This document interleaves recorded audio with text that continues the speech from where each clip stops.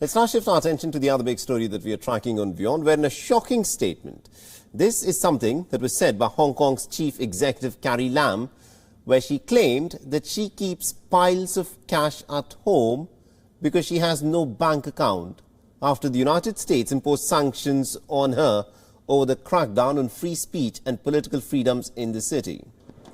In an interview to a local news channel, Carrie Lam, who is the chief executive of Hong Kong, has said that she has been using cash completely, no debit cards, no credit cards whatsoever, after Washington targeted Carrie Lam and 14 other senior officials with sanctions. Now, these are the US's toughest measures on Carrie Lam since China imposed a controversial national security law on the city earlier this year. The Lam said that the government, and this is something that she is now claiming, that the government pays her in cash and her salary is delivered to her home in the form of bundles of currency notes, as she does not have a bank account even of a Chinese bank. Now, the US assets of the sanctioned officials have been completely frozen. They've also been barred from carrying out financial transactions in the United States.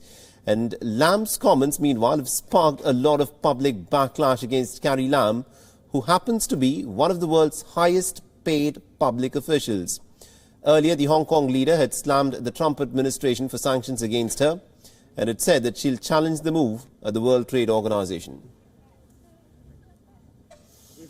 All right, now to give us more insights in terms of what this extraordinary claim by the chief executive of Hong Kong actually might mean and why did she say anything like this, we're joined in by Alvin Lam, and he's joining us live from Hong Kong.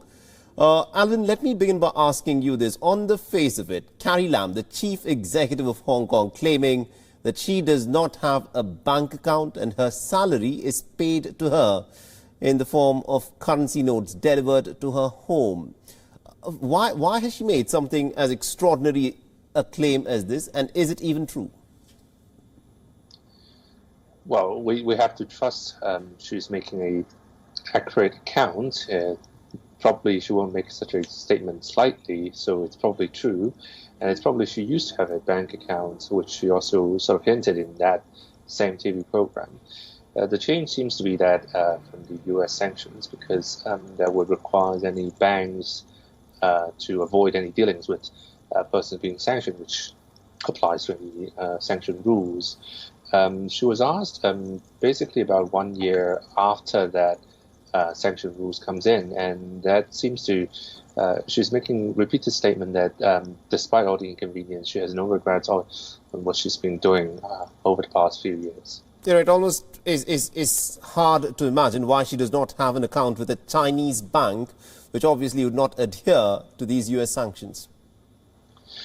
The facts are not completely clear because the local regulators has early issued a statement, I think a few months ago, about every bank should treat the person fairly.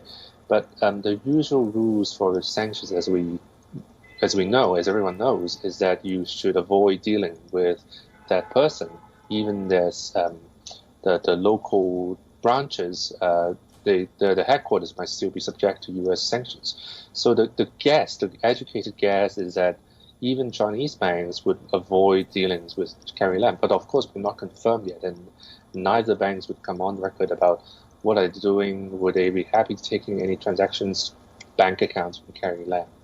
Right, at this point of time, because of US sanctions, are there any other limitations that Carrie Lam has been subjected to that she's been talking about? Not for the time being. We're still waiting to see what it means from the Biden presidency.